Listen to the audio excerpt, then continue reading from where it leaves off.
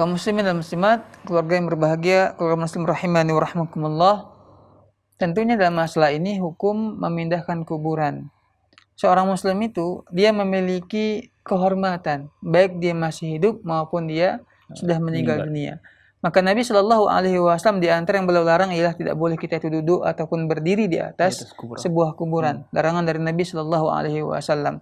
Nah, bagaimana pula kalau seandainya kita memindahkan ya kuburan? Tentunya ini kalau ada maslahatnya, maka boleh kuburan itu dibongkar dan dipindahkan kalau ada maslahatnya.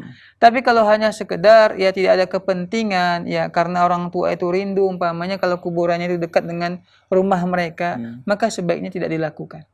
Tapi kalau sekali lagi ya seperti umpamanya ada sebuah masjid, kemudian orang membangun ataupun membuat kuburan di situ, maka ini harus dibongkar memang.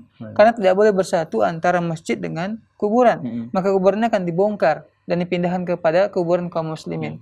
Ataupun juga ya seperti kejadian orang yang sebagian suku itu mereka memiliki kebiasaan adat menanamkan atau menguburkan keluarga mereka yang meninggal dunia di tanah mereka. Nah, sekarang tanah ini mau dijual, kan begitu. Tentunya orang yang akan membeli nggak akan mau ini ada kuburan di tanah tersebut. Maka seperti ini di antara bentuk maslahat dibolehkannya seseorang itu membongkar kuburan untuk dipindahkan kepada kuburan kaum muslimin. Tapi sekali lagi ya sebelum ini terjadi hendaklah kita berpikir ulang terlebih dahulu. Ya jangan sampai ya karena kebiasaan ataupun adat kita menjadi masalah ke depannya. Karena tentu ini sebuah aib. Aibnya bagaimana? Kalau seandainya ketika dibongkar terlihat sesuatu yang dia itu tidak menyenangkan, maka akan timbullah pembicaraan di masyarakat.